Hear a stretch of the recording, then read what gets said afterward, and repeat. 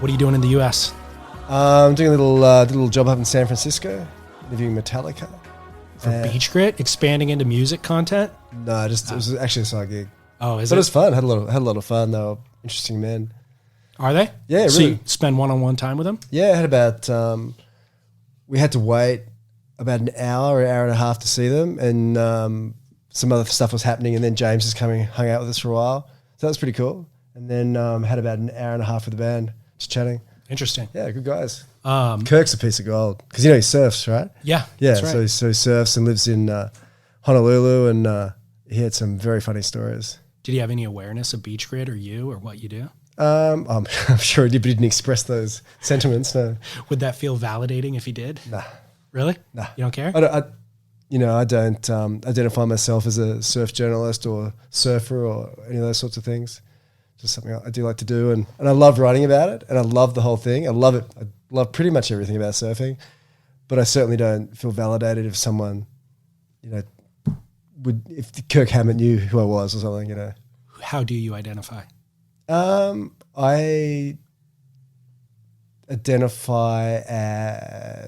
identify as a writer. I just identify as a kid from the suburbs who's just, in my view, I just feel like I've accidentally overachieved. I mean, very, very lucky. And I just feel like the gods have smiled on me my whole life.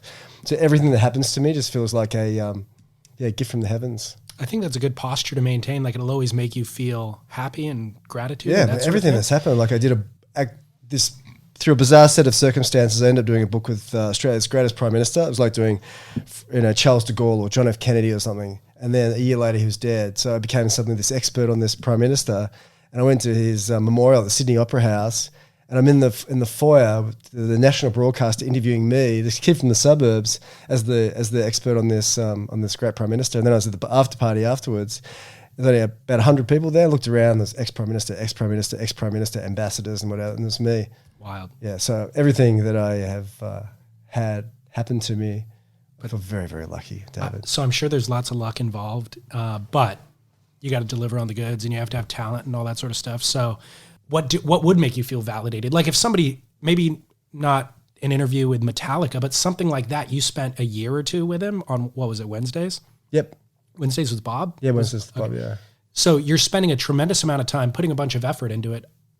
How could it not feel validating if after it gets published, somebody comes up to you and goes, "Hey, man, really appreciated that"? I guess so. But I guess validation feels like is something that you need because for something to be valid, it's like invalid until that happens. And I never felt invalid. Gotcha. Because I always felt happy and healthy, and I'm certainly not. I wouldn't call myself an eternal optimist, but I feel like if I wake up in the morning and the sky there isn't a nuclear cloud above me, and I'm breathing and I can get out of bed, I feel so happy and so lucky. It's like get up and I make my bed and so everything that happens validates me, and I don't really need any validation from anyone. But the fact that you get television stations calling you and radio stations calling, wanting to do stuff all the time, it's a good feeling. Mm-hmm. But I wouldn't call it validation. No. And my new book is with a famous Australian actor who's Indigenous. And as part of that book, I had to interview all these great Australian actors. So it was great. So I went from one side, all the politicians, and now every other icon in my life. So I went the political side, now the arts. And so it's been a very sort of fun ride, but yeah. Did that become available to you because of the success of Wednesdays with Bob? Yeah. So Hawk was a triple bestseller. So I sold nearly 30,000 copies, which in Australia is a lot. It's pretty much one for everyone's uncle and dad and brother, And so I got this one, and this is going to be interesting because the actor is a guy called David Gulpilil, and he's an full-blooded Aboriginal man who didn't see a white person until he was 8, and he was scouted by a British director in 1969 to star in this film called Walkabout, which ended up being one of the 100 greatest films of all time, according to The Guardian. Okay. And he couldn't speak English, and he actually spears kangaroos in the film. And holy cow. And then he suddenly went from this tribal existence to seeing the Queen of England, having red carpet out for him. And the legend was that he speared one of the ducks in the lake, and because he was hungry, and he met Bruce Lee, and he met John Lennon and Bob Marley, and he worked with Dennis Hopper on a movie. And at one point, he got so freaked out by Dennis, he was just trying to drink himself to death. Like at one point, the director found Dennis drinking Old Spice, that David went off into the bush. It's called Walkabout, when Aboriginals go off in the bush, and in the middle of the shoot, and then they had to get Aboriginal trackers in to find him. And they got him. They said, what were you doing? He said, I had to ask the birds and the trees what was up with fucking Dennis. And the director said, what'd they say? He said, he's crazy. That is wild, dude. What do you attribute that posture to that you maintain? Like kind of just you naturally wake up in the morning and feel gratitude for the position that you're in? Yeah, but not in a soppy kind of WSL Eric Logan kind of way. No, but are you working to maintain that posture, or is it encoded in your DNA? And if it is, where does it come from? My mum was always very upbeat and optimistic, but also a pragmatist. And I think that's the position you have to have. You have to be pragmatic. You have to realize that, cancer or sudden death or death of your loved ones, all those things can be just around the corner. So this moment is the greatest moment because none of those things hopefully have happened. So I always say, people go, I'm sad about this, someone wrote a nasty word about me on Twitter or something. So fuck, do you have cancer? Is everyone alive? Are you breathing oxygen? You're happy? They're the things that really matter. You say you have to have those things, but most people don't, dude. Most people live their life very differently than that. Or certainly in the society that I live in, where we're like sitting on the freeway for an hour every day, each direction, and everybody's in debt trying to just maintain a livable lifestyle, to own a home and stuff like that. Most people don't. Yeah, but everyone has their own struggles, and it's funny because another job I did was with a Australian billionaire as a ghostwritten private job.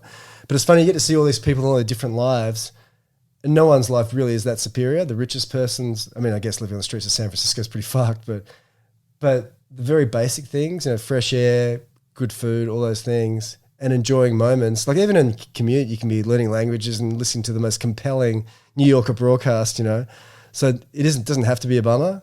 Everything can be pretty cool. Unless if you're in prison or something, it's not so cool. But even then, you could write a book in prison or do something meaningful. Yeah, a really good friend of mine's in prison, and it's not that easy because you spend half your time trying to not get stabbed to death, and a lot of the time, unless you're a long-term inmate, they won't let you do university programs. Okay. So I thought it's the same thing too. I'll just go there, write some books and write some songs and do an album. Get fit. Yeah, get fit. Yeah. So who was your mom? You said your mom instilled that in you. What did she do? And my mum was just she'd always worked in various roles, kind of administrative kind of roles as mums sort of do. But one of those great mums who she'd pick me up from school and would sing the whole way home, and we'd just hang out together and we'd just sing, and everything was great, but not great in an airy fairy kind of way, just in a pragmatic thing, just enjoying moments together. What? Single mom or? No. My parents are still married. My dad's an intellectual, total academic. Oh, really? So it's great. So my dad just sit us down at the kitchen table and we just talk about politics. Yeah. And he didn't push any of his biases onto us. He just said they're all pack of bastards, and it would explain past the poll voting and preferential voting, all these different systems, and capitalism, communism, all those things he'd explain to us, and so I was very fortunate like that. Interesting. So the detail. Like you kind of feeling optimistic and all that sort of stuff, and saying like there's even the billionaires have their own plight, and everybody in between. The one detail that I've isolated, and I could be wrong and I'm always reassessing it, is just feeling loved by your parents. Like if your parents both provide you kind of unconditional love and support, and you can pick your path through life knowing that you have that, I think then you end up okay, and you're generally happy and well adjusted. And it's the kids who have that as a deficit that end up, ruining relationships, and even, school shootings and stuff can kind of be tracked back to mommy and daddy didn't love me enough. I think a lot of that is society. I think if your parents put a roof over your head, they didn't bash you or fuck you, then they've done a good job. Honestly, those are the basics. Yeah, you don't have to be hugged every go, I love you, little man. No, completely. That actually can then become problematic. So I think that the problem has been too much self-reflection. I think people have too much idle time. Dude, totally. And it's bizarre. And the funny thing I noticed in America too is the normalization of obesity.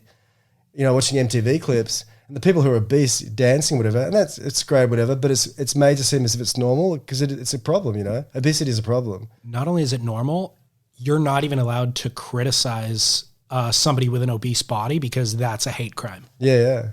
Like, I don't think we should be, yelling at fat people, but I don't think we should be celebrating obesity either. Right. You know, So that is unique to America. You guys don't have that in Australia? we do have it, but not quite the same level. I mean, Australia is 20 years behind America. Okay. It's funny, governmentally wise, we were very much like Europe, and then we were kind of slowly migrating out of the American model. And it's funny, I go to France, and they're like Australia in the 70s, have a really regulated labour market. You can't sack anyone, so no one gets hired, and wages are low and all those sorts of things. But there's a broad middle class, and Australia had that, but now it's kind of the middle class is shrinking, and then you get the, you know, like you were saying with the rich people and a lot of poor people. Do you think that, how do you feel about gravitating towards an American model? Is that a good thing or a bad thing? I mean, there's great things about America, and it's the saddest thing about America is there's the splintering of all the identity groups and people not identifying as Americans first and foremost. You know, because you have more immigrants in your country than any other country in the world, and yet it's held up to be the most racist hellhole on earth, which is bizarre. And anti-immigration. Yeah, and anti-immigration, which is bizarre. No one pulls the Japanese up. No one pulls the Chinese up. No one pulls the fucking Nigerians up and the Somalians up. But it's the British and it's the French and it's the Americans and the Australians who get thrown under the bus, and we're all doing the best we can. And we're if everyone, I think it works if everyone comes and shares the same common story. You know, if I wanted to migrate to France, I would think and become a citizen. Well, France is my country now. Yeah. And I think that works. But I think when people come there and go, well, I'm proud to be and you know, and that's my country, that's my flag, but I'm living in this country and using it as an economic kind of base. Yep. I don't think that's very cool. No, I agree. I asked you how you identified earlier, and let me ask a different version of it is like if somebody asks you what you do for work. Not that anybody ever asks that. We always use that example. Yeah. You're at a cocktail party and somebody I says, I get it a bit. Okay. People go, what do you do? And I say, oh, you know, I sort of write. And then what have you done? And it's good now I've got the books because that's like something they can relate to. Because because I hate saying I have a surfing website because it feels like it's like a hobby thing, you know, it's just a couple of longboards and this really badly made website. Yeah. You know, I want to say, fuck, this is a website that had 100,000 unique hits the other day. Yeah. You know, Chazz's story from the other day had 375,000 reads. Which story was that? It was a great white story at Cape Cod. Of course it is. Yeah. Like a shark story is going to get the most. But can you believe that? 100,000 crazy. hits in one day. You know, we generally get sort of 30-ish, whatever, but 100,000 spike, that's traffic of 3 million, a month, which is biggest in surfing. Yeah. So when people say, what do you do? And you do a surf website, it sounds lame. But if they knew, David. Imagine what they feel when you tell them you're a podcaster. But podcasting's pretty hip now. So you tell them that you're a writer. Is how you identify. Okay, because I mean, like the vast majority of the surf world who knows you strictly from writing. But I don't say writer because that sounds like sitting there in my garret writing poetry. I just say, oh yeah, I write. I got a couple of books. So I'll give you my perspective of you, and you can tell me whether I'm right or wrong. You don't write enough. Like I always thoroughly enjoy what you write, and it's among my favorite things. And I've always liked Chazz in the past, but now I'm oversaturated with Chazz. So when it comes to BeachGrit and I see a name on the author's name on the article, I'm eager to see yours because I don't get enough. But I actually wouldn't necessarily identify you as a writer. Knowing your history with Stab and now with BeachGrit is like, I think of you as more of a creative director. Like what matters most to me is your imprint on the thing. You know, your thumbprint. That's definitely why I see my role. With magazines, I really enjoyed editing. And I love the process of interviewing people, but I love having an overall picture. But everything from the fonts to the subheads to every single thing, it has to be absolutely perfect, which can be a problem with people who have to work with me because I have a picture in my head, and if they do something and it's just totally wrong, because my influences can't be from anything within that circle. So I have to find really obscure influences and through my own prism. Yeah. You know, like there's a great graphic designer, American-born, Swiss-educated graphic designer from the 60s. I won't say who she is because you'll see where all my influences come from. But she, I'll tell you in a sec. But she did the graphics for Surf Ranch, Sea Ranch up in San Francisco.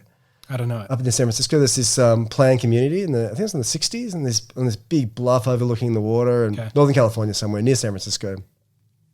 And that's where I heard about her. And she did this beautiful logo, and she created this thing called Super Graphics. And so she's become a a big influence of mine. But I like to assemble a community of people. There'll be one graphic artist I like to use. There'll be one music person I want to use. There'll be one photographer I want to use.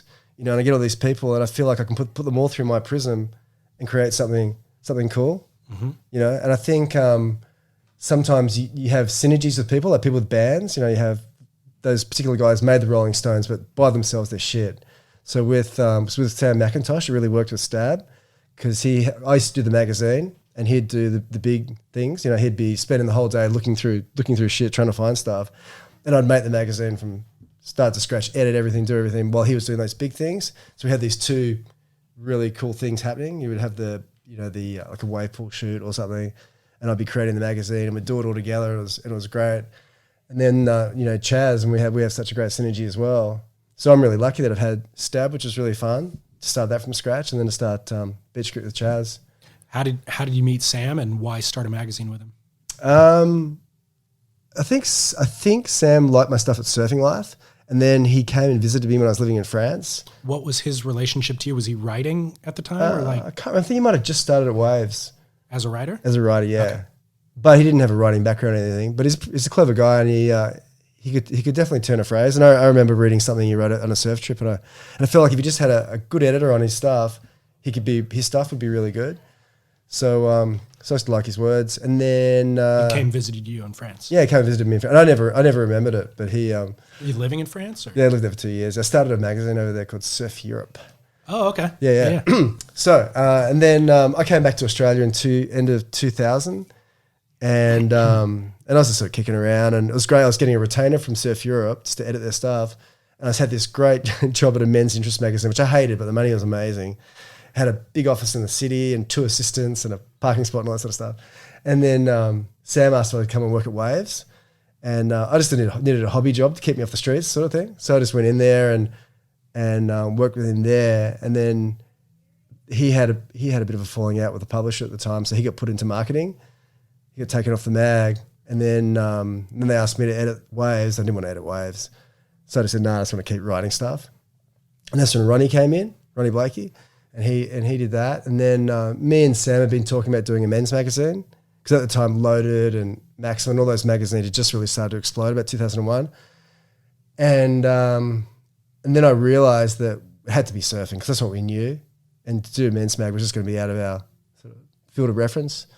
And then another friend of ours said, you should ask Billabong, send a prop to Billabong to do a book on their, what anniversary, 30th anniversary, I guess it was, for 2003. So he put together this prop, and if we pulled it off, we're going to get $250,000 net profit, for a couple of months' work. Holy cow. So they said yes. And it was a compelling sell to them too, because they could get all these books. I think they got 20,000 books or something.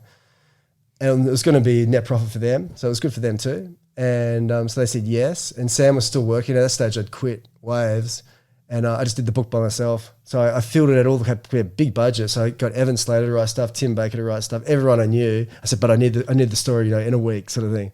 So I had all these things in, and we got this incredible design company to do the graphic design, and it was beautiful. It had this sort of fold over inside cover with shaped like a wave with a DVD with all of Jack McCoy's films on it, I think. And It was a beautiful book. And that gave us the money to start Stab, and that's how Stab started. Fascinating.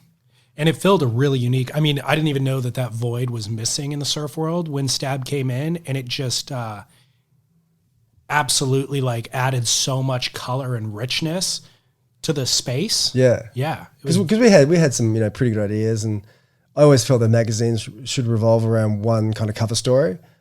Other magazines feel like, I'm going to have these little funny bits at the start and a little cartoon there and this and the letters and everything. And it just felt so tired, and not that we were breaking new ground or anything. Initially, I remember we were going to Rusty to try and sell on some ads, and they said, what are you? And I said, we're kind of the Vanity Fair of surf mags. And that was the initial thing. And then I can't remember, I think it was Mogga from Rusty said, no, he goes, yeah, you guys are like the fashion-y kind of cool guys and da-da-da. And I went, oh, yes. Guess we are. That's fun. And that kind of shaped it a bit. How long was your run with Stab? So we started in 2003, August 2003. The first issue came out February 2004, I think, or January 2004. And I was there until 2014. But I sold my shares, I think 2008, 2009, because I had half of it. And we'd foolishly given 10% to this guy who was going to be our business manager, and he didn't do shit. And I was kind of over it by then. And then and I felt like we're just going to piss all the money away anyway. And but then I left for a bit. So in 2009, you sold because of those things? You felt like it had been mismanaged and you kind of wanted to... not mismanaged on anyone else's part, my own part as well, you know. And also I felt like me and Sam at the time were in different places in our lives. I had a family and a wife, and Sam didn't, so he could enjoy the fruits of the company credit card more than me. And also work probably longer hours and all that sort of stuff. But I'm not a believer in sitting at a desk for 20 hours and saying I'm a hard worker when I can go in there for 6 hours and do twice as much, you know. But we're just in different places, and neither of us were wrong, and we're just different places, and it just felt like time that needed to get out. And then I left, and I was going to do a magazine for a jeans company called Subi. I was going to do a magazine called Sex and Fashion. So that was my little kind of exit thing. And then they were going through this turmoil, and that was kind of going, oh, next month. And then Sam was having problems trying to fill the editor thing at Stab. But sorry to interrupt. Who'd you sell your shares to? Did Sam take full Sam ownership? and this other guy called Harry Truscott. And that guy, but he maintained 10%, or he took more ownership? I think he ended up, he must have ended up with 20% or something. I'm not so really, Sam's majority owner. Yeah, majority owner. Okay, yeah. gotcha. And then later on, another guy came in, Tom Bird, who was a gun salesman. And he was the turning point for the commerciality of the business. Okay. And it was totally Sam's doing. He went and found Tom. I think Tom was working at the Sydney Morning Herald, and found him, and gun salesman, really driven, the perfect salesman, he was like Ari Gold kind of guy.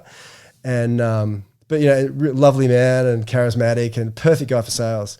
So that made Stab way more of a commercial enterprise. And then, so I stayed working there until 2000. And then in between all that, I had a water taxi business. So I thought it'd be really cool to drive water taxis. So you're actually the driver? You're not just the business? Yeah. So I bought this shit boat. Oh my gosh. And so I didn't know all those classic things about boats that, everything costs $1,000 to fucking whatever. So I got this boat. It was a wreck, but it had a new engine in it, right? It's commercial boats. Commercial boats are expensive. So I drove it down I got this skipper guy. We drove it down from Sydney, and I'd driven down from the Gold Coast that night because I'd been up on the Gold Coast.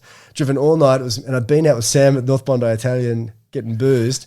Pulled up at this little harbour where the boat was, and the skipper had loaded up all these barrels of diesel and whatever. And I had my little bag of cheese and a wetsuit in case I had to swim for it. And then we left at midnight, and we got out of the Heads, and it was 100 and something nautical miles to this place called Ulladulla where the boatyard was. And he picked this perfect night. It was about a 2-knot nor'easter, zero swell, beautiful night. Got out of the Heads, and the skipper guy just goes, mate, just point it down towards those lights and wake me up in 4 hours.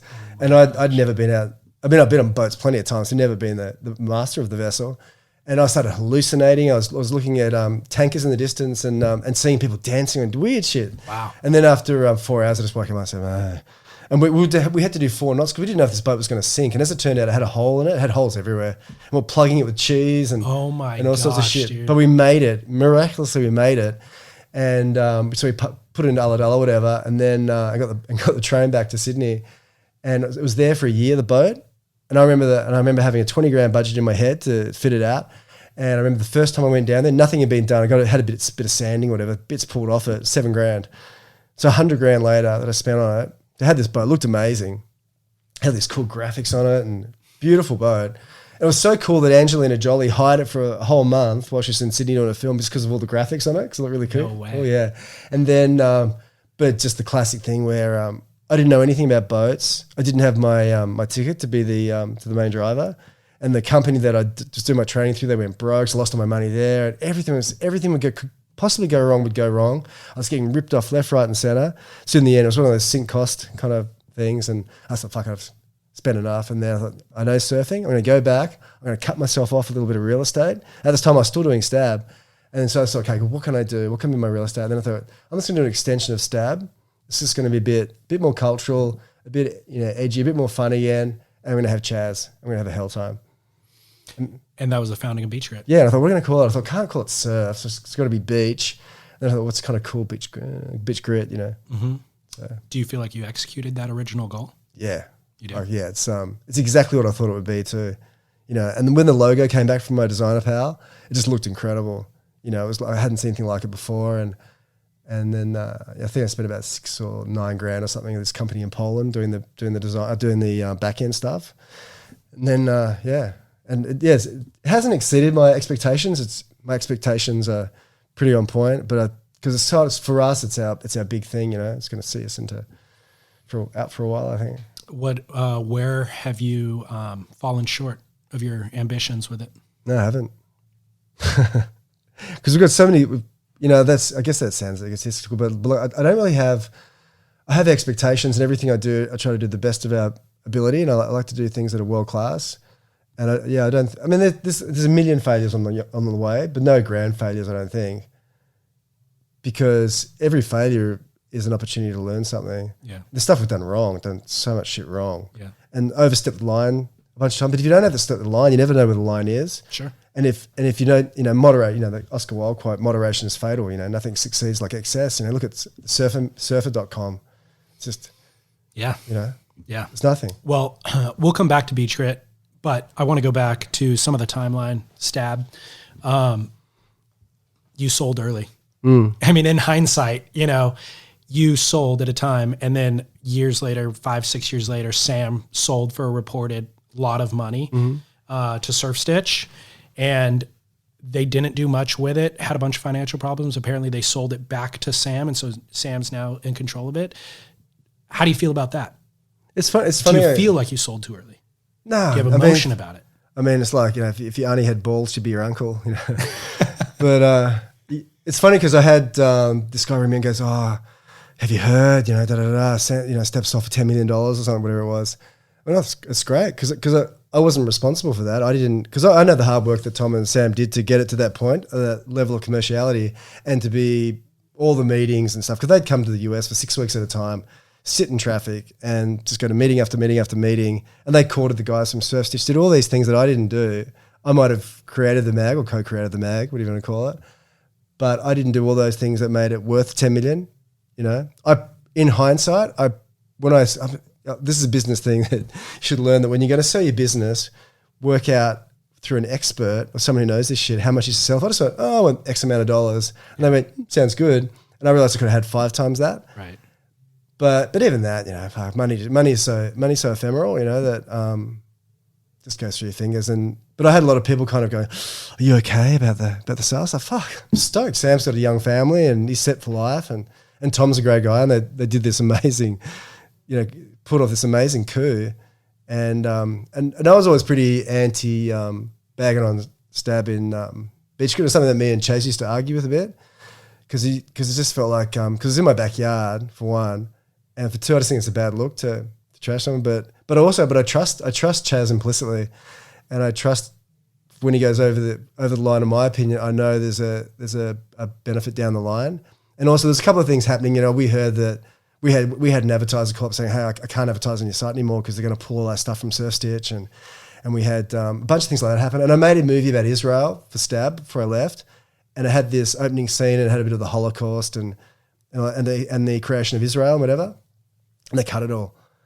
Really? Because a couple of fucking anti-Semites had called and saying, "Fuck, you know, Israelis and Jews and da da da," and they panicked and cut it. Wow. And that bummed me out so much because I developed a love for Israel and how brave those people were, those fucking handful of people in the kibbutzes fighting off the 7 Arab nations. And whether you're pro-Israel or anti-Israel, it did exist and the Holocaust happened. Yeah. But it cut it out of this movie, and it set up this film, which is a really cool film. It had Craig Anderson and all those guys in it.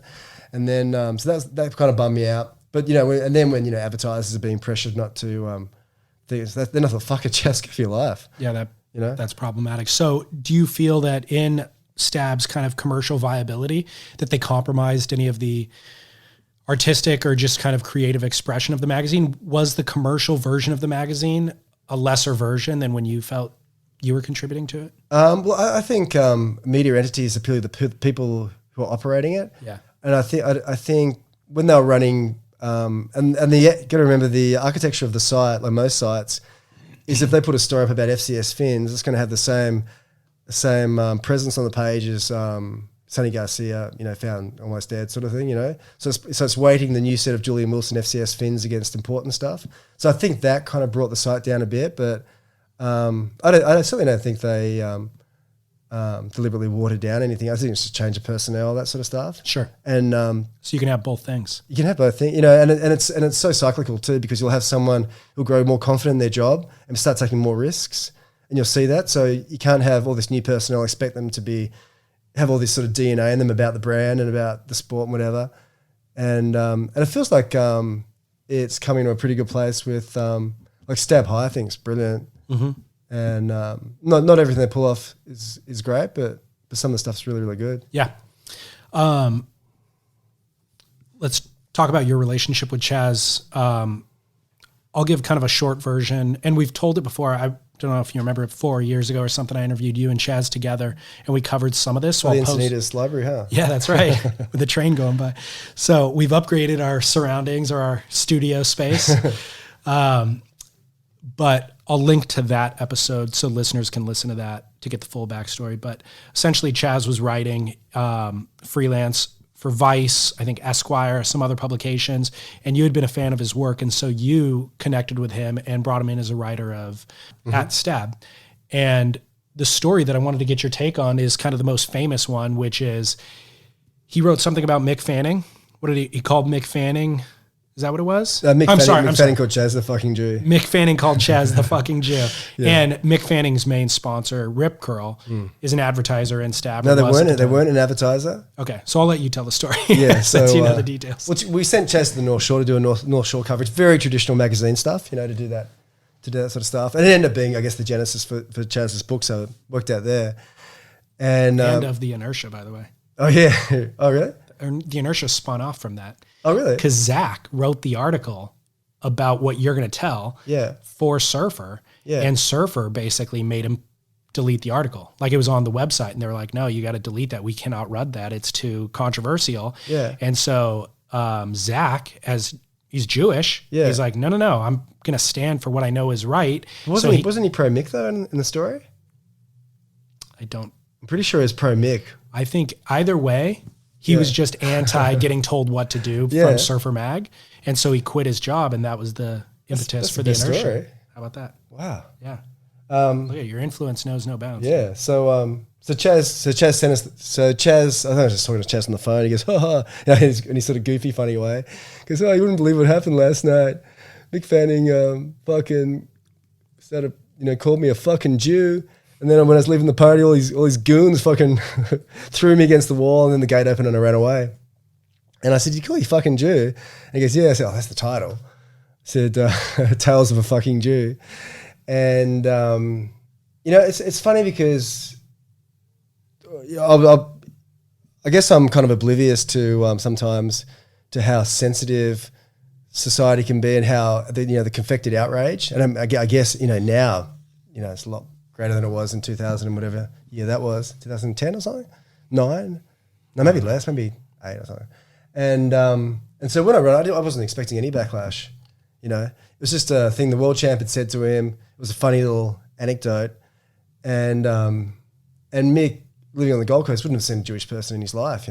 I grew up in WA, and I didn't see a Jewish person until And Chazz isn't Jewish. Yeah, and Chazz isn't Jewish. Yeah, and so the story came out, and then I think it might have taken a while before anyone sort of picked up on it. Yeah, from memory. But then it wasn't the Jewish Defence League, but it was something like that. They were sort of calling, and then Mick Fanning had this funny press release saying that he was being ironic because Stab was anti-Semitic because the Chazz did the fascist issue, and there's a funny story behind that too. And that he didn't. The best story of this. The best thing about this was when it came out, all the heat was sort of coming on, and all I was worrying about was defamation. That if he said he didn't say it, and he was a world champion, he had a case against us, and he could really send us broke. And then I can't remember how he found out, but his mum thought that Chazz's phone was a voice recorder, and his mum was quoted as something saying, we if he didn't have that voice recorder or something with him, and he didn't, he just had his phone with him, and that got us off the hook, and that's why he had to admit that he said it, because he could have said, didn't say it, totally made up. Wow. Yeah, and then What a misstep. so we'll save the bell then. But then, but a whole bunch of people pulled their ads. Hurley pulled their ads because they were friends with Mick and a bunch of people. And we said we'd pull the mag off the stands. But to be honest, Stab never sold on the stands anyway. Oh, okay. Yeah, it's like it was around the time magazines. That's when I started to know that print was dead.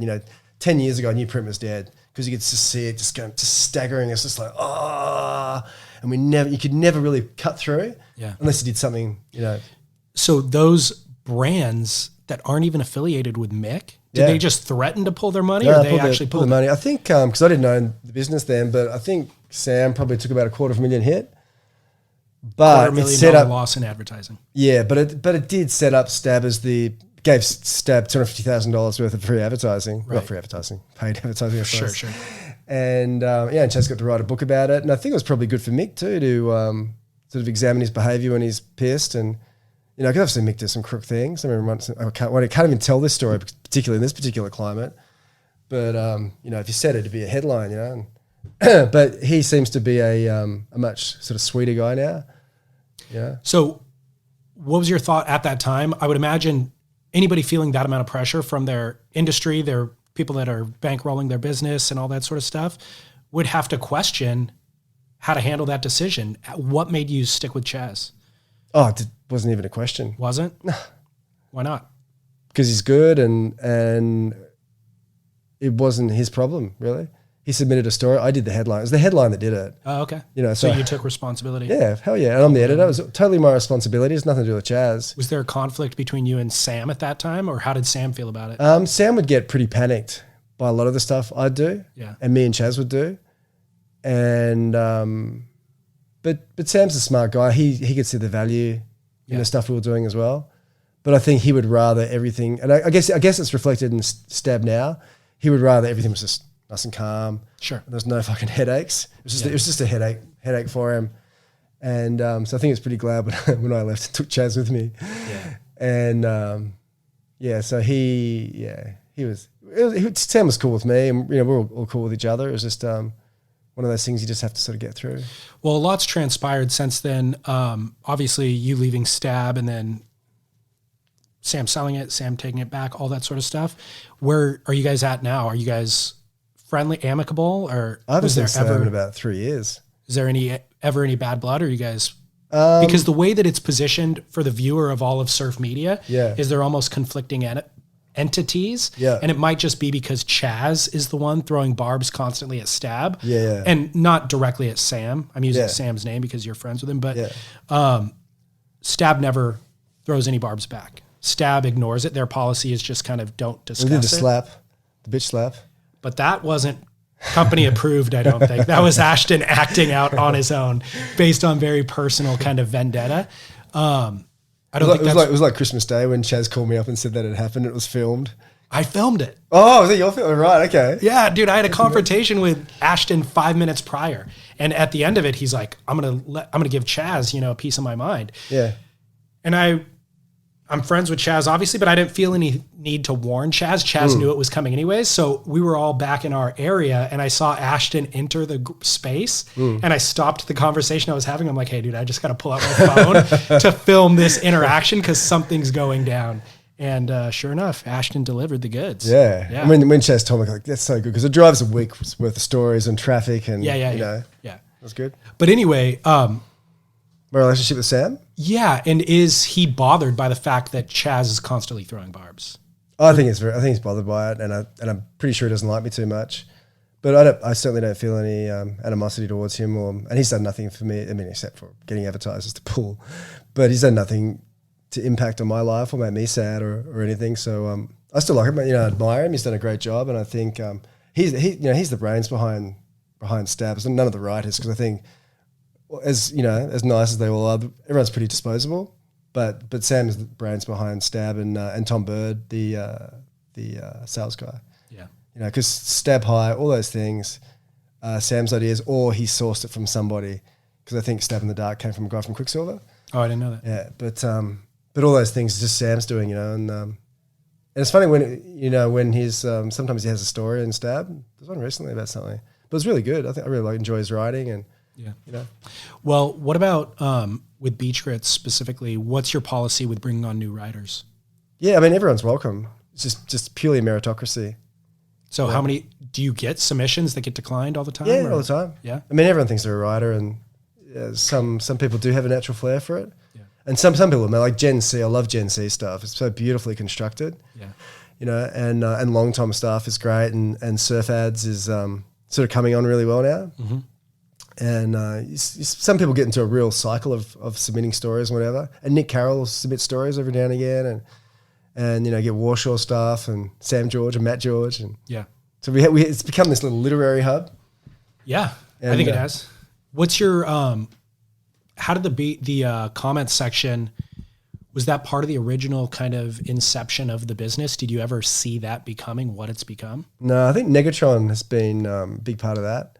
So he was a comment. He's a guy from New Zealand, plumber from New Zealand, and he used to comment a lot on Stab back when Stab used to get comments and stories, and I think he got tired of. I guess he felt the site had been dumbed down a bit and wasn't, you know, whatever. And so he contacted me and said, you know, can I be your moderator? So he came on and he created this forum that became so, like he'd explain to people why their comments weren't appearing, and they'd do all these things, and he shaped this whole society where it's not just people saying, you know, I hate you, no, I hate you, sort of stuff. And so I think Negatron really drove that. Was there a need for a moderator at the time? Had your comment section been kind of degrading? No, it wasn't degraded, but it wasn't. It was fine. But if it was going to grow in a cool way, because comments can be, as I said, you know, just pointless, or they can just be a window into the greater part of that story, you know. Mm-hmm. So you have your 300-word story, then you have 2,000 words below, just explaining the nuances and people back and forthing, and it's yeah, you know, you get some really fine minds in there. It was a really unexpected part of surf media for me I enjoy now almost more than anything, that I didn't see coming and I didn't see the value in, and maybe Negatron's the guy who deserves the credit for kind of identifying that there was something of value there. And what it is for me is when I was growing up, all of my surf media would just trickle down from 3 sources, basically. Let's say 3 media companies and 5 surf brands. So everything that I got came from the top, and it was like edited and curated for me. And we've gotten to a point now where that's become a little bit more broader, and there's more sources that it's coming from. The comments section feels like I'm at the beach parking lot. Yeah. It's now just everybody has an opinion. Everybody can chime in.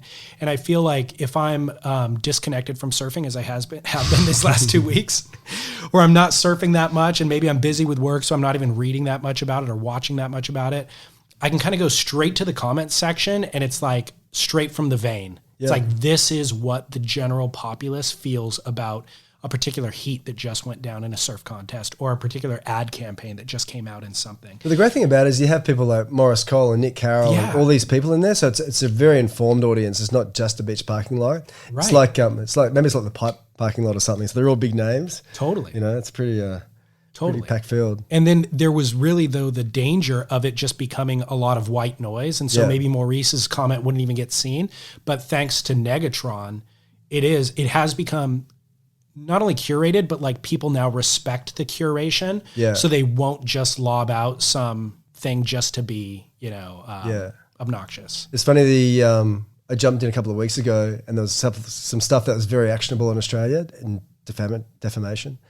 And I just jumped in. I was just banning people. Oh, really? Just deleting shit like crazy. And next time, going, what the fuck are you doing? You know, because he's got this ecosystem that he's created, and I just went in because I just think lose house. Yeah. Again. So do you read every comment that comes through? Pretty much. I definitely read the ones on the stream. You know, the open stream thing we do. Yeah. And that was a BeachGrit reader, and I was trying to find his email the other day too, because I want to thank him because it's been so successful. And explain what it is. So, you know, we have that thing where, so we have a contest on, so day 1 Tahiti, and we'll go comment live. So we'll just click on a story, and everyone will just be commenting live down below. So there's nothing technical to it or anything. And it was from, I think, an NFL sites, they do it. Mm-hmm. And this reader said, you should try and do this. And I kind of didn't really understand. And I said to James, our general manager, that, we need to talk to Sean Burrell, our developer, to somehow do this. And then I just realized, I can put a story and just comment down below. Yeah. And it's been massively successful. So you have this, you know, this thing, you know, page on time on page, and analytics. It's massive. So someone could be on the page for 8 hours now, not 3 minutes, For the entirety of the contest that's running that. Yeah, and and then you have 2,000 comments, which is unheard of in surfing. Right. Anything really, except for Breitbart. Any other site that gets lots of comments is Breitbart. Yeah. Ironically. Yeah, it's radical. You guys have done a great job with that. Talking about your role as like creative director, I'm wondering do you feel like BeachGrit like is even the right platform? Like when you look at Stab back in the day, you had a physical magazine and also the digital presence that was this kind of complete thing. I often think about albums, vinyl, or CDs when we were kids, where you get this thing and there's liner notes and all of the graphic design work is kind of imbued through it. Like it feels substantial just because of the amount of work that's gone into it. I worry sometimes that a website isn't actually quite as robust to really express the full vision. Yeah. Do you feel that way? Are you concerned? Is there ways to bulk it out? No, I don't feel it at all. It's just changing mediums, you go from, stories around the campfire to radio to television to movies and music and CDs and whatever. Because, when CDs came out, it was the end of the world, according to some people. And I think, graphically, there's graphic stuff on there, and there could be graphics in our products because we got products coming up. And I think the whole magazine thing is, it's not the death of the magazine, just the death of squandering precious resources, printing that shit. Agreed. And I don't think the tactile nature stuff is. I mean, people talk about vinyl a lot, but there's a lot of hot air because people talk about it, but the amount of people who actually buy vinyl, then who actually have a record player, who actually use their record player, it's kind of 1% of the people who own a turntable. Yeah. It's just a lot of it's just a talking point, but I think people are quite happy staring at their phones. It's funny. Spotify is introducing this new thing where they play a music video behind the song. Like really? There's actual moving visuals, and it's not with all things, and it's also not the music video that they would be putting on YouTube. Yeah. It's like they make one specifically, and it's sized for your phone. Yeah. So it's tall. But yeah, it was like I was listening to like a Jim James song, and the thing started moving. It caught my eye, and I look over, and sure enough, it's him singing, and there's all this smoke. Yeah, and I was like, "Whoa, this is radical!" Wow. I actually was inclined to watch it. Yeah. It wasn't. Yeah, exactly. Yeah, but I thought it was a smart little pivot on their part. Yeah. And then of course they could probably embed advertising into that, and that's like a potential revenue stream. Yeah. One thing I'll criticize, you're talking about being like very cognizant of font and all that sort of stuff. Yeah. Isn't the font that you guys use on BeachGrit just the default WordPress font? Oh, you mean the body copy font? Yeah. Georgia. Yeah, it's not a default font. It's one of the web fonts. But I think Georgia's a beautiful font. I love that serif font, and I love. It's funny when I had a computer, and for some reason I could minimize my text edit to a certain size at 75%. I had to be at 13 point, and I think I was in Tahoma. I could only write in that font at that size and at that particular minimization on that particular program. And then that computer died, and it didn't work on the new computers. Didn't have that particular size. And then I was fucked. I couldn't write for ages, and it took me so long. Now I have to write Georgia at 14 regular. Yeah. And text edit. What else other than product? What else is on the horizon for BeachGrit? Doing a few side project movies. So we've got last year we did this thing called the New Jersey Wetsuit Fairy Tale. Yep. And we had original covers of Springsteen songs with Vaughan Blakey and so on. And this year we're doing New Zealand. Once Upon a Time in New Zealand. And it's a guy called Luke Sederman. Do you know Luke from the Regular Surf Report? He's the funniest guy. So it's a time travel thing. So he's wakes up in the morning, he's got a to-do list, and one of the things is to go back to one of the things is to do a combo turn, land in air, go back to 1984 and bring some modern wetsuits with him. He goes, oh, fuck, okay. And then he's got this, spray paints his car white, puts on some bubble wrap, and then he's in 1984, and that's the epic. Yeah. You guys have already shot it. Yeah, it's getting cut now. Jack Boston's our editor in San Francisco, and I was up there sort of working on that as well. And we got a guy called Paulie B, who does all the sound production for Ain't That Swell. And one of those guys, he did all the stuff for the Springsteen Jersey stuff.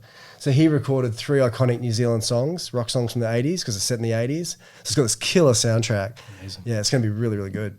So or really bad, I don't know. There's a follow-up piece or a second annual piece, wetsuit.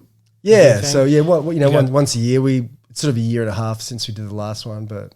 And you got surfboard reviews. Surfboard reviews, and we've got a Philip Toledo movie in the sitting on the blocks waiting for Felipe to get a 10-foot wave at Chopes to finish it. Really? Yeah, it's amazing. It's like a profile piece? Yeah, so it's about it's called To Be Continued, and it's about Felipe, dealing with head on with the challenges of learning how to ride ledges. And he talks openly about it, and talks about his 0-point heat, and he's so likable in it. Chazz has seen it, and I got Sam George to do the interviews, and it's great. This we sat him in this room and had a projection of that wave at Pipe where he nearly came out and got clipped right at the end. He would have got a 10. I missed it. A backdoor, amazing, most amazing thing. And it's a piano, this beautiful piano score, and it's got him staring, a silhouette of him looking at this thing, and then he's just talking about this wave in minutiae, how he nearly beat Kelly Slater, the greatest of all time at Pipeline, on this wave, and he really struggled with surfing ledges, whatever, and has him going to Tahiti, but just hasn't got the banger wave yet, unfortunately. So he's not afraid. So he's not afraid. No, he's not afraid, but he did grow up in where he grew up, and it has been a difficult transition for him, and he just needs to spend, and he has been spending time there. He was there for about 2 weeks before the contest, and he went there last year for ages, and I'm not convinced. Yeah, but he's I trying. don't think Sam did his job. I don't think Sam got honesty out of him. Oh, you should just, it's pretty Sam's going, tell them you're not afraid. Fucking just say it. Dude, I've seen the fear in his eyes. Seen him. But he's definitely trying. He's a very likable kid, and I think he'll get there. Yeah. It is hard, but he isn't shirking the challenge. As you saw from that one really good wave he got, he's got it in him and he's got the skills. He got one. That was it. But he got one. He talked himself up to one, and then he had another heat after that with Seth Moniz, and he didn't go on a bunch of. I can't believe Seth Moniz was $2.50 to 1. I didn't know. Oh, I don't even track that, but that makes sense. But if anyone knew anything about surfing, they wouldn't put no. favorite in Seth Moniz is 2.5 to 1. Yeah. Jesus, could have been a millionaire. Yeah. That's my stab moment. That's where I regret every second of my life not betting on Seth Moniz in the heat. By the way, I didn't ask you, but can you say where that Metallica piece will run, or does you will see it? You will see it on BeachGrit. Oh, okay. Yeah. Okay. And it's going to be really fucking cool. Awesome. So Jack Boston, our guys, doing it. We've got some great talent on it. Okay, cool. And Metallica. Very, very welcoming, amazing stories, very, very funny stories, and intense stories, and whatever. Awesome. And it's interesting, those 4 guys, he'd think they'd be the coolest, whatever, who'd be salty, but I thought Lars would be salty, but he wasn't. I thought Kirk would be kind of quiet, and he was just very verbose, and James has this most magnificent voice. Are you a fan of Metallica? Not really, no. No, me neither. No. But the one song I like is apparently the one that all the critics hate, Saint Anger. I'd have to look it up. Yeah, it's an amazing song, and I always liked it, but they said don't mention Saint Anger because it's not the critics' favourite, It's like, fuck. Yeah. But I love that song. Full vowel moment. I like Laird Hamilton, Bethany Hamilton, I like Kelly Slater. Awesome. Well, Derek, it's always a pleasure. Thanks, David. Thank you, yeah.